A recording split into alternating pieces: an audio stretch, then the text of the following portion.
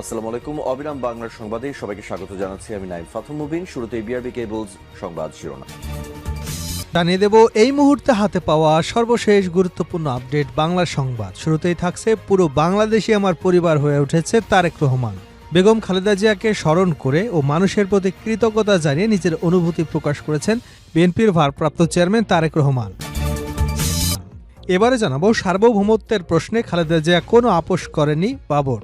স্বাধীনতা ও সার্বভৌমত্বের প্রশ্নে খালেদা জিয়া কোনো আপোষ করেনি বলে মন্তব্য করেছেন সাবেক স্বরাষ্ট্র প্রতিমন্ত্রী এবং বিএনপি নেতা লুৎফুজ্জামান বাবর। জানাবো সাবেক স্বরাষ্ট্রমন্ত্রী মাহমুদুল হাসান মারা গেছেন। বিএনপির ভাইস চেয়ারম্যান ও টাঙ্গাইল ৫ আসনের সাবেক এমপি, স্বরাষ্ট্র ও কৃষিমন্ত্রী এবং ঢাকা সিটি কর্পোরেশনের মেয়র মাহমুদুল হাসান মারা গেছেন। ইন্না লিল্লাহি ওয়া ইন্না ইলাইহি রাজিউন। এবারে থাকছে আগামী নির্বাচনে দেশের পক্ষের শক্তি বিএনপিকে জয়ী করবে। বাংলাদেশ জাতীয়তাবাদী দল বিএনপির মহাসচিব মির্জা ফখরুল ইসলাম আলমগীর বলেছেন, আগামী নির্বাচনে দেশের পক্ষের শক্তি বিএনপিকে জয়ী করবে। বেগম জিয়ার প্রতি মানুষের যে ভালোবাসা তা জাতীয়তাবাদী দলকে আরও শক্তিশালী করবে বলেও জানান তিনি। এদিকে সবার জন্য উন্মুক্ত হল খালেদা জিয়ার সমাধিস্থল। বিএনপি চেয়ারপারসনের সাবেক প্রধানমন্ত্রী বেগম খালেদা জিয়ার সমাধিস্থল সর্বসাধারণের জন্য উন্মুক্ত করে দেওয়া হয়েছে। বৃহস্পতিবার দুপুরে সর্বসাধারণের প্রবেশের জন্য উন্মুক্ত করে দেওয়া হয়। এবং সর্বশেষ জানাবো আন্তর্জাতিক সংবাদ।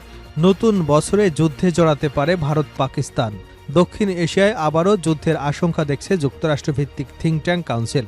সংস্থাটি নতুন এক প্রতিবেদনে বলা হয়েছে, সন্ত্রাসী তৎপরতা বৃদ্ধি পেলে ২০২৬ সালে ভারত ও পাকিস্তানের মধ্যে সশস্ত্র সংঘাতের ঝুঁকি তৈরি হতে পারে। এতক্ষণ শুনছিলেন সংবাদ শিরোনাম, এবার বিস্তারিত সংবাদ। প্রিয় দর্শক, আপনি যদি এই চ্যানেলে নতুন হয়ে থাকেন, ভিডিওটি দেখতে দেখতে চ্যানেলটি সাবস্ক্রাইব করে আমাদের সঙ্গে থাকুন। আর এই ভিডিও সম্পর্কে আপনি আপনার মূল্যবান মতামতটি কমেন্ট বক্সে জানিয়ে দিন। আর হ্যাঁ প্রিয় দর্শক, জানিয়ে দিন ভিডিওটি কোন জেলা থেকে দেখছেন। বাংলাদেশে আমার পরিবার হয়ে উঠেছে তারেক রহমান।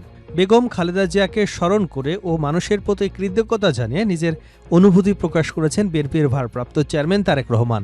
বৃহস্পতিবার নিজের ভেরিফাইড ফেসবুক পেজে এক আবেগঘন স্ট্যাটাসে এই অনুভূতি প্রকাশ করেন তিনি। পোস্টে বিএনপির ভারপ্রাপ্ত চেয়ারম্যান লিখেন, গভীর শোক এবং কৃতজ্ঞতায় ভাস্বর হয়ে আমি আমার প্রিয় মা, জীবনের প্রথম শিক্ষক, ৩ বারের প্রধানমন্ত্রী বেগম খালেদা জিয়াকে আমার বাবা শহীদ রাষ্ট্রপতি জিয়াউর রহমানের পাশে চিরনিদ্রায় শায়িত করেছি। তার অনুপস্থিতির শূন্যতা ভাষায় প্রকাশ করার মতো নয়। তবু এই কঠিন মুহূর্তে দেশের মানুষের অভূতপূর্ব উপস্থিতি আমাকে একাকিত্ব ভুগতে দেয়নি। তিনি লিখেন, অগণিত নেতাকর্মী, শুভাকাঙ্ক্ষী, পরিবার, দেশবাসীর ভালোবাসা এবং শ্রদ্ধায় আমি গভীরভাবে আবেগ আপ্লুত। লক্ষ লক্ষ মানুষ একসঙ্গে এসে যেভাবে সম্মান জানিয়েছেন, ভালোবাসা দিয়েছেন, এই কঠিন সময়ে পাশে দাঁড়িয়েছেন, তা আমাকে আবারও মনে করিয়ে দেয় তিনি শুধু আমার মা ছিলেন না, অনেক দিন থেকে তিনি ছিলেন সমগ্র জাতির মা। তিনি আরও লিখেন, দক্ষিণ এশিয়ার বিভিন্ন দেশের শীর্ষ প্রতিনিধি, বৈশ্বিক কূটনৈতিক এবং উন্নয়ন সহযোগীরা সশরীরে উপস্থিত থেকে শ্রদ্ধা জানান এবং আমি গভীরভাবে কৃতজ্ঞ। যেসব দেশ সমবেদনা প্রকাশ করেছে তাদের প্রতিও আমি আন্তরিক ধন্যবাদ জ্ঞাপন করছি। আপনাদের এই সহমর্মিতা আমার হৃদয়ের গভীরভাবে ছুঁয়ে গেছে। তারেক রহমান লিখেন, শোকের এই মুহূর্তে আমি আমার প্রাণপ্রিয় বাবা শহীদ রাষ্ট্রপতি জিয়াউর রহমান, ভাই আরাফাত রহমান কোকোকে স্মরণ করছি। আজ এত মানুষের ভালোবাসায় সিক্ত হয়ে মনে হচ্ছে নিকটজন হারানোর শূন্যতা পেরিয়ে পুরো বাংলাদেশই আমার পরিবার হয়ে উঠেছে। তিনি আরও লিখেন, আমার মা সারা জীবন নিরলসভাবে মানুষের সেবা করেছেন। আজ তার এই দায়িত্ব উত্তরাধিকার আমি গভীরভাবে অনুভব করছি। একাগ্রতা এবং দায়বদ্ধতার সঙ্গে আমি প্রতিশ্রুতি দিচ্ছি, যেখানে আমার মার পথচলা থেমেছে সেখানে আমি চেষ্টা করব এই পথযাত্রাকে এগিয়ে নিতে। এই মানুষের জন্য যাদের ভালোবাসা ও বিশ্বাস তাকে শেষ নিঃশ্বাস পর্যন্ত শক্তি দিয়েছে, প্রেরণা জুগিয়েছে। আল্লাহ যেন আমার মার রুহের শান্তি দান করেন, আর তিনি যেন অসীম ভালোবাসা, ত্যাগ এবং উদারতার উদাহরণ আমাদের সবাইকে দিয়ে গেছেন। সেখান থেকে আমরা শক্তি, ঐক্য এবং দেশপ্রেম খুঁজে পাই। সার্বভৌমত্বের প্রশ্নে খালেদা জিয়া কোনো আপোষ করেননি বাবর। স্বাধীনতা ও সার্বভৌমত্বের প্রশ্নে খালেদা জিয়া কোনো আপোষ করেননি বলে মন্তব্য করেছেন সাবেক স্বরাষ্ট্র প্রতিমন্ত্রী এবং বিএনপি নেতা লুৎফুজ্জামান বাবর। বৃহস্পতিবার 11:30টার দিকে বেগম খালেদা জিয়ার কবর জিয়ারত শেষে সাংবাদিকদের কথা বলেন তিনি। লুৎফুজ্জামান বাবর বলেন, আমাদের নেত্রী জনগণের জানমাল নিরাপত্তায় আপোষহীন ছিলেন। তার নির্দেশনায় আমরা র্যাব গঠন করেছিলাম, কিন্তু র্যাবকে দলীয় স্বার্থে 1 ঘণ্টা বা 1 দিনের জন্যও ব্যবহার করেনি বিএনপি। তিনি বলেন, র্যাবকে রাজনৈতিকভাবে ব্যবহার করেছি, এটা কেউ বলতে পারবে না, প্রমাণ দেখাতে পারবে না। অন্যায় করলে বিএনপি নেতাকর্মীদেরও ছাড় দেওয়া হতো না। এমন নেত্রী ছিলেন বেগম খালেদা জিয়া। বিএনপির এই নেতা বলেন, স্বাধীনতা ও সার্বভৌমত্ব রক্ষায় আমাদের নেত্রীর মধ্যে যে গুণাবলী আমরা খুঁজে পেয়েছিলাম তা আর কারো মধ্যে পাইনি। অনেক পরে এসে তার ছেলে আমাদের দলের ভারপ্রাপ্ত চেয়ারম্যান তারেক রহমানের মধ্যে আমি সেই গুণাবলী খুঁজে পেয়েছি। আপনারা সবাই দোয়া করবেন যেন আগামীতে তার নেতৃত্বে একটি জনগণের রাষ্ট্র গঠন করতে পারি। তিনি বলেন, সকালে ঘুম থেকে উঠে এখানে এসেছি।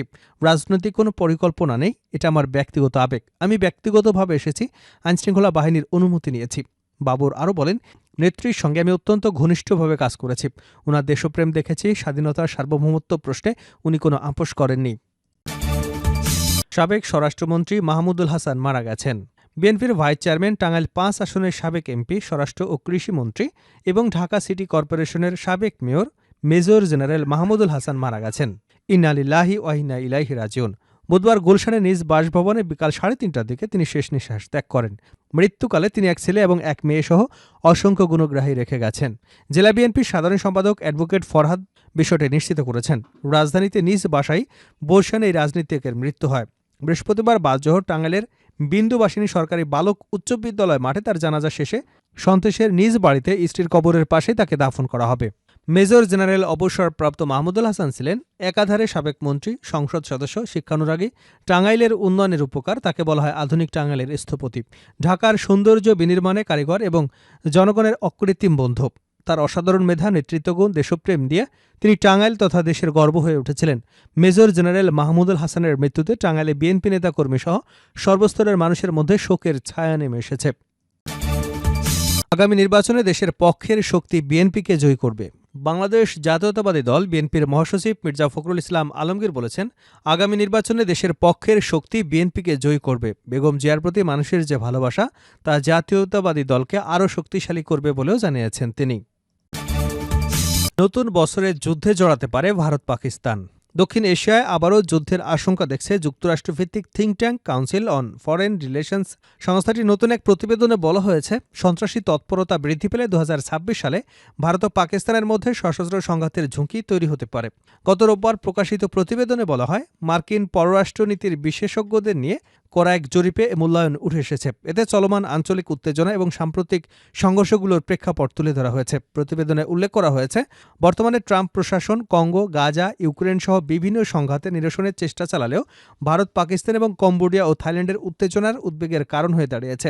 প্রতিবেদনে স্মরণ করিয়ে দেওয়া হয়, চলতি বছরের মে মাসে কাশ্মীরের পেহেলগামে ভয়াবহ সন্ত্রাসী হামলায় ২৬ জন নিহত হবার পর ভারত এবং পাকিস্তানের মধ্যে ৩ দিনের একটি সামরিক সংঘাত ঘটে। ৬ মে রাতে ভারতীয় সেনাবাহিনী অপারেশন সিঁদুর নামে পাকিস্তানি ভূখণ্ডে অভিযান চালায়। ভারতের দাবি, ওই অভিযানে ১০০ জনেরও বেশি সন্ত্রাসী নিহত হয়েছে। পাল্টা হামলায় ৭ থেকে ১০ মে পর্যন্ত পাকিস্তান সশস্ত্র ড্রোন দিয়ে ভারতের সামরিক এবং বেসামরিক লক্ষ্যবস্তুতে হামলা চালায়। পরে ট্রাম্প প্রশাসনের হস্তক্ষেপে ১০ মে উভয় দেশ যুদ্ধবিরতিতে সম্মত হয়। সিএফআর আরও জানায়, চলতি বছর পাকিস্তান এবং আফগানিস্তানের মধ্যেও সীমান্তে উত্তেজনা বেড়েছে। অক্টোবরে কাবুলের টিটিপি প্রধান নূর ওয়ালি মেসুদকে লক্ষ্য করে পাকিস্তানে বিমান হামলার পর পরিস্থিতি আরও জটিল হয়েছে। প্রতিবেদনে সতর্ক করে বলা হয়, আফগানিস্তান থেকে সীমান্ত পেরিয়ে পাকিস্তানে জঙ্গি হামলা বাড়ালে ২০২৬ সালে আফগানিস্তান ও পাকিস্তানের মধ্যে মাঝারি মাত্রার সশস্ত্র সংঘাতের আশঙ্কা রয়েছে।